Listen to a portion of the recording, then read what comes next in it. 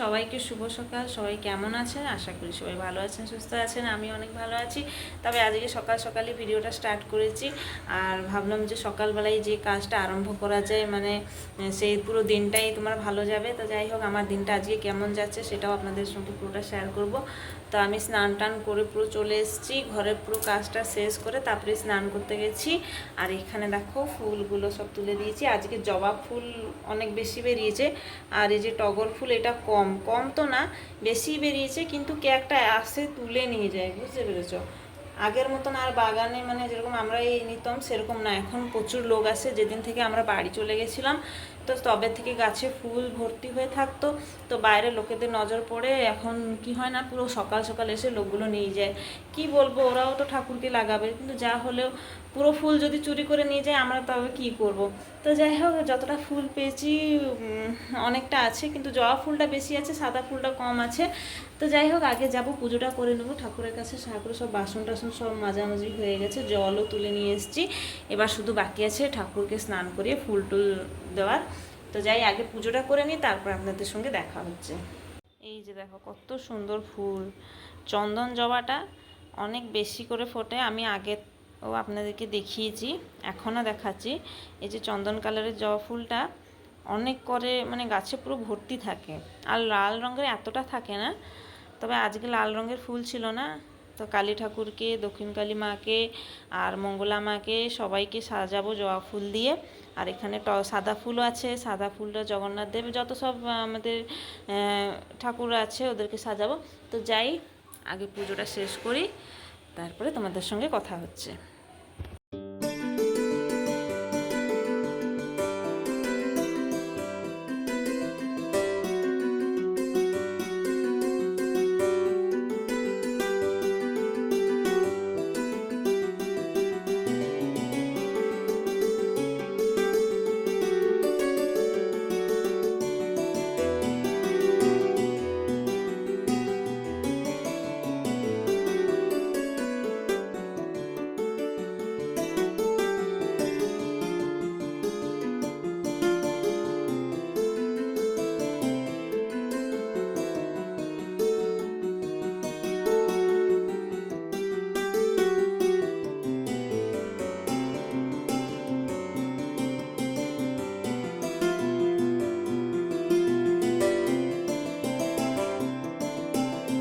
তো বন্ধুরা, এখানে আমি চলে আসলাম রান্নাঘরে।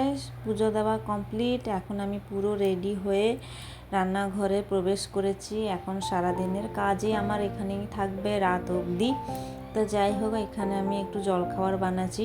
প্রত্যেক দিন তো বাইরে কিনে খাওয়া, আবার তেলের জিনিস আমাকে একদম পছন্দ না। আমি যদি বা খেয়ে ফেলি, আমার পেটের সমস্যা প্রচুর থাকে, তো আমি এগুলো মানে সহ্য করতে পারি না। আমার বড়মশাই কিন্তু খেতে ভালোবাসে তেলের জিনিস, কিন্তু আমি একদমই খেতে পারি না। তো এইভাবে আমি বাড়িতে একটু গোলা রুটি বানাচ্ছিলাম মেয়ের জন্য আর আমার জন্য। মেয়ে তো খেতে চায় না, তবুও মেয়েকে জোর করে দিতে হয়। তাই জন্য ভাবলাম যে অল্প আটা ছিল, ওই আটাটাকে কেন নষ্ট করব। ময়দা থাকলে আরও ভালো হতো, কিন্তু ময়দা যেহেতু ছিল না, আটা দিয়েও ভালোভাবে বানানো যাবে। তো এইভাবে আমি আটা দিয়ে বানাচ্ছিলাম। আর আসলে আমার হাতে তো একদমই গোল হয় না। তো তাই জন্য যে দেখবে একটু প্লিজ কিছু মনে করবেন না, কেউ হাসবে না, কেননা আমার হাতে যেরকম হয় আমি সেরকম বানিয়েছি, সেই রকমই আমি ভিডিওটা বানিয়েছি আপনাদেরকে দেখাও বলে। তো এইভাবে একটা একটা করে গোলা রুটি বানিয়ে ফেললাম। আর গোলা রুটি তো গরম গরম খেতে খুব ভালো লাগে। রুটি হোক বা পরোটা হোক, যাই হোক না কেন, গরম গরম এইসব জিনিস খেলে তো মানে খেতে খুব ভালো লাগে। তো আজকে যেহেতু শনিবার ছিল আর অমাবস্যাও, তো তাই জন্য অমাবস্যাতে আর শনিবারে তো আমরা এমনিতে আমিষ খাই না। আর আজকে অনেক বড় দিন, মানে মা তারার অনেক বড় পুজো, কালী ঠাকুরের। তো এইভাবে ভাবলাম যে কোনো হলে নিরামিষ জিনিস তো রান্না হবে, আর নিরামিষ জিনিস রান্না করতে এতক্ষণও লাগবে না, আমার ঝটপট করে রান্না হয়ে যাবে। তো তাই জন্য নিরাম দিনের কোনো চিন্তা নেই, যা রান্না করে দেবো একটু টেস্টি হলেও ভাত খাওয়া হয়ে যাবে। তো যাই হোক, এখানে দেখো ওয়েদারটা আজকে একদম বৃষ্টি নেই, একটু রোদ রোদ হচ্ছে আর একটু মেঘলাও আছে, কিন্তু ঠিকই আছে, বৃষ্টি এতটা নেই কি রোদও এতটা নেই। তো এখানে বরমশাই নিয়ে চলে এসছে, মানে ঘরে একটু একটু বাজার ছিল না, এখানে চায়ের কিছু সামগ্রী ছিল না, যেরকম কি চা পাতা, চিনি, আমুল এসব কিছু ছিল না, এগুলো নিয়ে এসছে। আর ভেন্ডি নিয়ে এসছে, ভেন্ডিটাকে আজকে আলু দিয়ে ভাজা করব। আর ভেন্ডিটা তো খুব নরম ভেন্ডি ছিল, মানে খুব তাড়াতাড়ি সিদ্ধ হয়ে গেছিলো। তো এইভাবে সব জিনিসগুলো একটা একটা করে বের করছিলাম। সবার প্রথমে ভাতটা বসাবো, আরেকদিকে ডাল দিয়ে বসিয়ে দিব। ডালটা তো প্রেসার কুকারে হবে, তো বেশিক্ষণ লাগবে না। আর এদিকে একটা ভাজা করব, আর একটু পাঁপড় ভাজবো, আর তার সাথে হচ্ছে একটু আচার। ব্যাস এইটুকু হলেই আমাদের হয়ে যাবে। আর ভাজাভুজি যদি নিরামিষ দিনে না থাকে তাহলে খাওয়া একদমই ভালো লাগবে না, একদমই জমজমাটি লাগবে না। তো ভাজা তো নিশ্চয়ই হবে, পটল হোক বা ভেন্ডি হোক বা শাক হোক, যে কোনো জিনিস একটা তো হবে। তো এইভাবে দেখো ভেন্ডিটাকে আমি ভালো করে ধুয়ে দিয়ে তারপরে কেটে দিয়েছি। এখানে 3টে আলু নিয়েছি, আলুটাকেও কুচি কুচি করে কেটে দিয়েছি। আর একটা অর্ধেক পেঁয়াজ ছিল, যেটাকে আমি কেটে নিয়েছি, ডালে ফোড়ন দেব।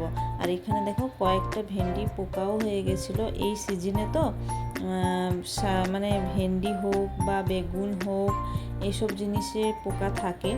তো এইভাবে ভালো যেগুলো দেখে ওগুলো কেটে দিয়েছি। আর এখানে ভাতটা আমার হয়ে এসছে, ডালটাও হয়ে গেছিলো, ডালটা ফোড়ন দিয়েই ভাজাটা বসিয়ে দিব।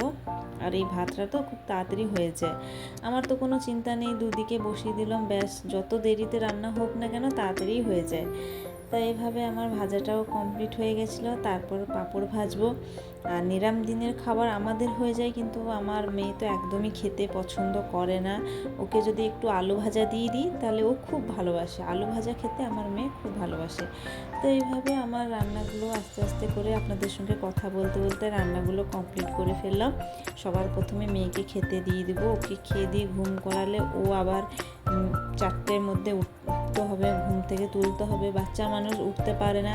তো যাই হোক ওকে যাই তাই করে তুলতে হবে, কেননা টিউশনি আবার পড়াশোনাও দেখতে হবে। তো এইভাবে তাড়াতাড়ি করে ওরই জন্য আমি তাড়াতাড়ি রান্না করি, নাহলে আমাদের তো খাওয়া দাওয়া 2টো 2:30টার সময় হয়।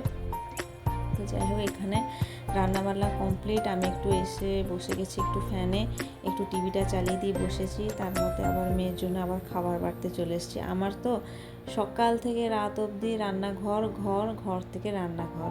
সবাই বলে আমরা একলা থাকি তাই জন্য আমাদের কোনো কাজ নেই, আমরা পুরো বিন্দাস। কিন্তু আমাদের কি কাজ আছে, কি করি, সেটা যে দেখবে সে বুঝতে পারবে। প্রত্যেকটা হাউসওয়াইফের কাজ থাকেই থাকে, এরকম না যে ওরা বাইরে থাকলে আলাদা থাকলে ওদের কোনো কাজ থাকে না।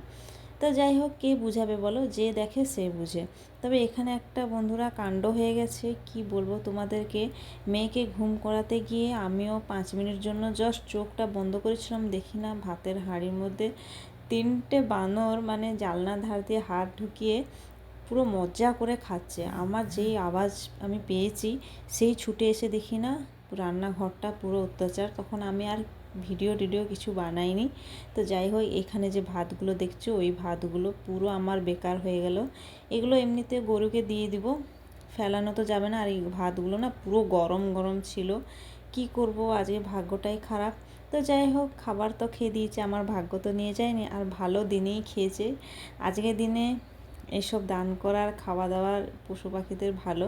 তো যাই হোক এখানে আমি একেবারে সন্ধেবেলা দিকে চলে এসেছি। তো এখানে সন্ধে ধূপ ধূপ আমি দিয়েছি। আর এখানে আমার মেয়েকে দেখো কি করছে, আমি যা করব ও তাই করবে। তো কেউ কিছু মনে করো না যে আমি মেয়েকে দিয়েছি সন্ধে দিতে, কিন্তু একদম না। ও যেরকম হলে সন্ধেবেলা একটু হাত পা ধুয়ে একটু গড় করবে ঠাকুরের কাছে, যেরকম আমরা করি। সন্ধ্যা বন্ধুরা, তো আমি একেবারে সন্ধ্যেবেলার দিকে চলে এসেছি।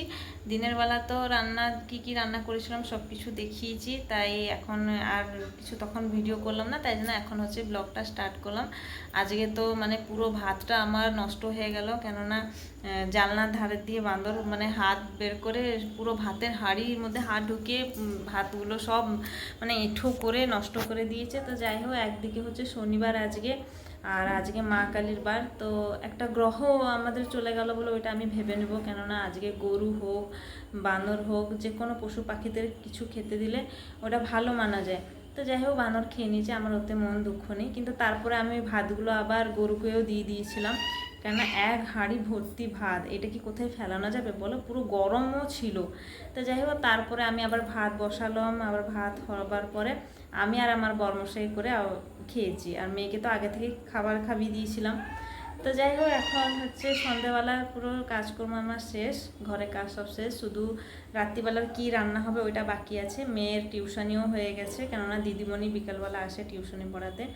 আর একটা আসার কথা, আমার একটা আজকে পার্সেল আসার ছিল, যেটা হচ্ছে দিন 11টার সময় বলেছিল, এখন 7:30 বাজতে যায়, এখন অবধি কোনো কল আসেনি। ভাবছি যে আসবে না মনে হয়, কালকে হয়তো আসবে। তো যাই হোক, যদি পার্সেলটা চলে আসে তো আপনাদেরকে অবশ্যই শেয়ার করাবো কি পার্সেলটা আনছি আর কার জন্য আনছি, ওইটাও দেখাবো। আর যদি আজকে না আসে, যদি কালকে আসে, তাহলে কালকের ব্লগেও আপনারা দেখতে পাবেন। তো চলো এখন একটু যাই, সন্ধ্যেবেলা কিছু টিফিন করি, তারপরে আপনাদের সঙ্গে আবার দেখা হচ্ছে।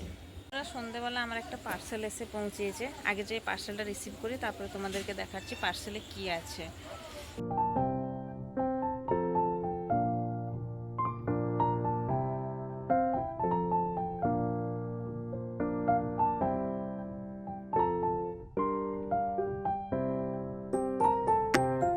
বন্ধুরা, আমি এখন পার্সেলটা ওপেন করব। জানি না কীরকম এসে থাকবে, ভগবানকে ডাকছি যেন ভালো এসে থাকুক। কেননা আমার নিজের হলে যদি কিছু প্রবলেম হতো তো হ্যাঁ ঠিক আছে, আমি রিটার্ন করবো, কিন্তু ওই মানুষটার জন্য, অন্য কারোর জন্য যদি নিয়ে আসি, যদি একটু খারাপ পড়ে যায়, তা ওনার থেকে আমার মনটা বেশি দুঃখ হবে। কেননা এই আইডিয়াটা আমি দিয়েছিলাম যে অনলাইনে তুমি অর্ডার করো, অনলাইনে ভালো হবে। দেখা যাক এরকম হচ্ছে। প্রথমেই খুলে তোমাদেরকে দেখাচ্ছি, যেটা কি আমার মায়ের হাতে দেওয়ার ছিল। মা যেহেতু অর্ডার করেছিল, মায়েরই দেওয়ার ছিল, উনি খুলবে। আগে তোমাদের সঙ্গে শেয়ার করি, তারপরে মাকে। এই যে দেখো,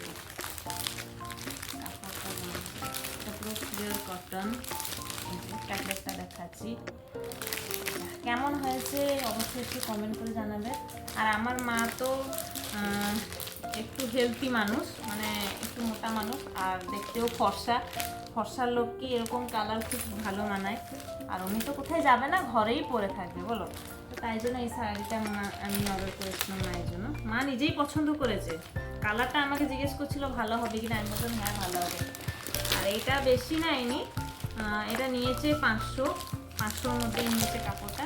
আর 500 টাকার কাপড়টা অবশ্যই ভালোই হবে বলো।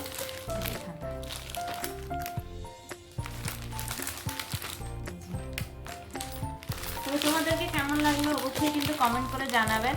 আমি তো যখনই কাপড় কিনতে যাই, আমি দোকানে দেখে শুনে চয়েস করে কিনি, এরকম অনলাইনে অর্ডার করে আমি আমার জন্য কোনোদিন কাপড় কিনিনি। হ্যাঁ, একটা শাড়ি কিনেছিলাম, যেটা কি বড়মশাই আমাকে কিনে দিয়েছিল। তো এই মানে কটন কাপড়, এটা শুধু মায়ের জন্য আমি অর্ডার করেছিলাম। আমাকে তো বেশ ভালো লাগছে, কাপড়টা মেটেরিয়ালটাও খুব সুন্দর দেখো। আর বেশি খুলবো না, বেশি খুললে আবার। তো যাই, এখন মাকে হচ্ছে এটা দিয়ে দিব। বন্ধুরা, আজকে ভিডিওটা আপনাদেরকে কেমন লাগলো অবশ্যই কিন্তু কমেন্ট করে জানাবেন। আশা করি ভিডিওটা ভালো লেগে থাকবে।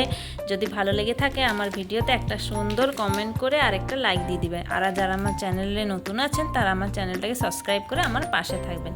তো চলি, এখন আর ভিডিওটা বেশি লং করব না, এমনিতে ভিডিওটা অনেক বড় হয়ে যাচ্ছে। আর আমার মায়ের কাপড়টা কেমন লাগছে অবশ্যই কিন্তু কমেন্ট করে জানাবেন। আমাকে তো বেশ ভালো লাগছে। তো আবার দেখা হবে আবার আগামী দিনে একটা নতুন ভিডিওর সাথে। তো তখন থেকে আমি এখান থেকে রাখি। জয় জগন্নাথ, রাধে রাধে, সবাই ভালো থাকবেন, সুস্থ থাকবেন।